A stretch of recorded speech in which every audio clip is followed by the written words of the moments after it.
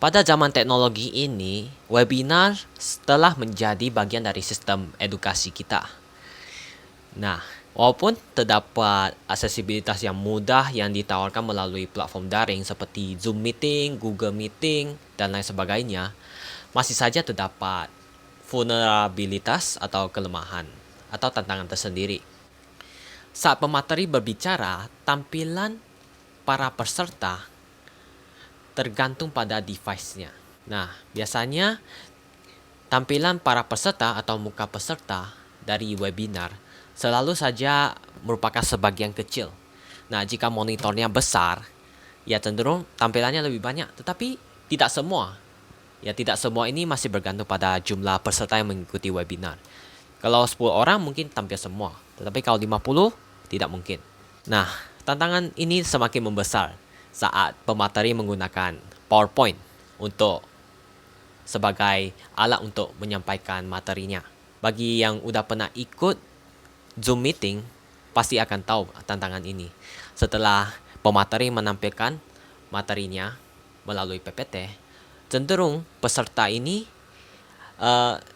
sebagian besar peserta udah tidak nampak lagi di layar pemateri ataupun layar peserta juga. Yang kedua adalah bagi kedua belah pihak. Jika peserta tidak menyimak materi yang disampaikan oleh pemateri atau tidak mampu menyimak, nah, hal ini dapat mengakibatkan tidak efektifnya pembelajaran. Nah, situasi ini tidak hanya mengakibatkan kita hanya membuang-buang waktu dalam webinar. Pemateri ingin menyampaikan materi, tetapi peserta tidak menyimaknya. Ini kan menjadi sia-sia. Nah, dan juga mengurangi nilai tambah dari webinar ini. Jadi istilahnya webinar ini bisa jadi sia-sia saja. Terkait dengan pemahaman peserta terhadap materi, nah, kita dapat menilai peserta melalui kemampuan kognitif, yaitu daya tangkap dan daya pikir, serta daya belajar. Nah, berikutnya ada jurnal yang ingin saya referensi di sini.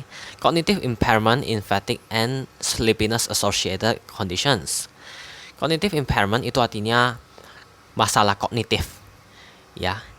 Dan fatigue itu artinya kelelahan. Sleepiness associated conditions itu artinya gejala ngantuk.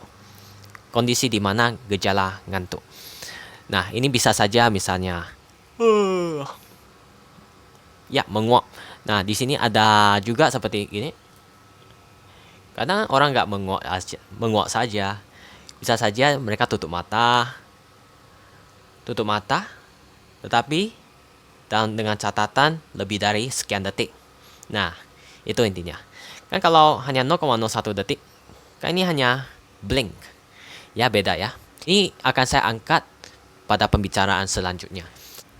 Dari kesimpulan, kita bisa lihat bahwa di situ tertulis fatigue atau kelelahan and sleepiness associated conditions dan gejala ngantuk. Keduanya merupakan faktor yang berpotensi untuk memicu cognitive impairment profiles atau masalah kognitif. Nah, list cognitive impairment profiles akan saya list di sini. Kemampuan kognitif yang hancur itu dapat kita perhatikan melalui gejala kelelahan atau ngantuk. Dengan begitu, saya menawarkan solusi deteksi gejala kantuk pada audiens dalam webinar.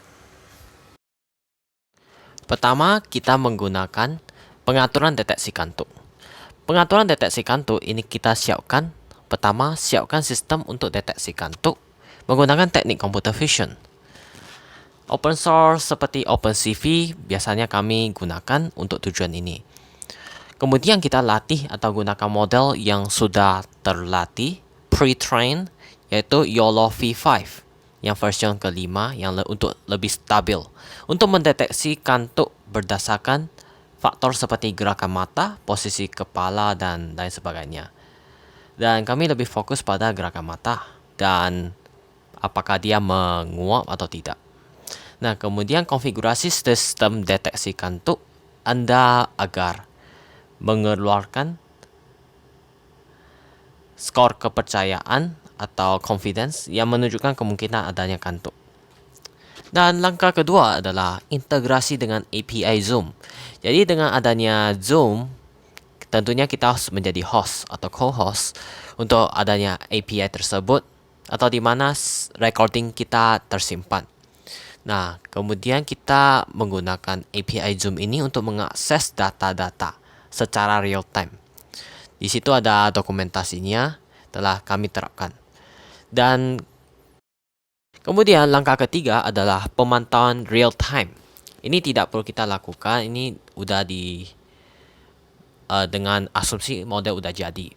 Nah, kita integrasikan sistem deteksi kantuk dengan Zoom melalui API-nya. Ini bisa melibatkan penangkapan layar atau aliran video dari peserta pertemuan, analisis bingkai video secara real time, dan hitung skor deteksi kantuk untuk setiap peserta. Yang langkah keempat ada memicu pemberitahuan atau notifikasi. Ketika skor deteksi kantuk untuk seorang peserta mencapai 50% atau ambang batas yang kita tetapkan namanya threshold, kita picu pemberitahuan. Nah, itu kalau mau seorang ya.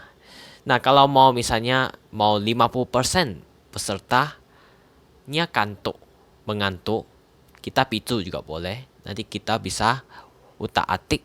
Kemudian kita gunakan API Zoom untuk mengirim pemberitahuan kepada peserta. Selain peserta, kita juga bisa ke host peserta. Nah, kita mengirimkannya melalui kolom chat secara pribadi juga bisa atau email. Yang terakhir adalah pengujian dan penyediaan. Uji sistem deteksi kantuk dan mekanisme pemberitahuan atau notifikasi secara menyeluruh dalam lingkungan yang terkontrol sebelum diterapkan pada pertemuan sesungguhnya. Pastikan bahwa pemberitahuan yang dipicu dengan akurat dan tepat waktu. Dan itulah alur yang kami gunakan untuk mencapai output dari ini.